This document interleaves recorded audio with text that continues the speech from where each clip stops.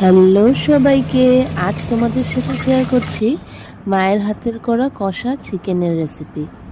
তো প্রথমেই তোমরা দেখতে পেলে গরম তেলে এলাচ, দারচিনি আর তেজপাতা ফোড়নে দিয়ে দিল।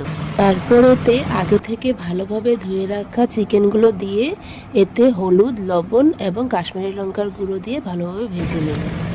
চিকেনগুলো একটু ভাজা ভাজা হয়ে আসার পর এতে রসুন কুচি, পেঁয়াজ দিয়ে সব মশলাগুলো দিয়ে দিল, যেমন কি লবণ, হলুদ, জিরার গুঁড়ো, ধনে গুঁড়ো আর কাশ্মীরি লাল লঙ্কার গুঁড়ো। তারপর এতে আগে থেকে করে রাখা আদা, রসুন, পেঁয়াজ আর কাঁচা লঙ্কার পেস্টটাও দিয়ে দিল।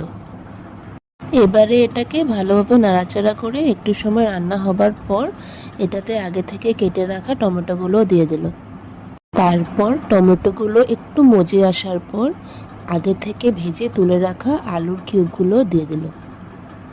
তারপর সব কিছুকে একটু ভালোভাবে নাড়াচাড়া করে মিশিয়ে কম আঁচে একটু ঢাকা দিয়ে রাখতে হবে, যাতে সব কিছু ভালোভাবে সেদ্ধ হয়ে যায়।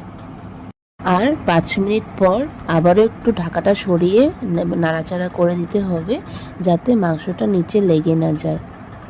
মাংসটা ভালোভাবে সাঁতলানো হয়ে গেলে এতে পরিমাণ মতো জল দিয়ে কম আঁচে ফুটিয়ে নিতে হবে।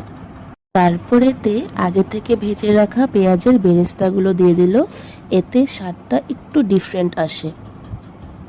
এবারে ফুটন্ত অবস্থাতেই কিছু চেরা কাঁচা লঙ্কা এবং ভাজা মশলা সামান্য পরিমাণে দিয়ে নামিয়ে ফেলতে হবে।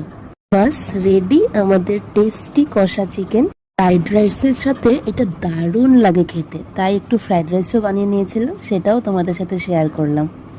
মায়ের হাতের করা রান্না সবারই অনেকটা প্রিয়, কারণ তাতে থাকে আলাদা রকমের একটা ভালোবাসার ছোঁয়া।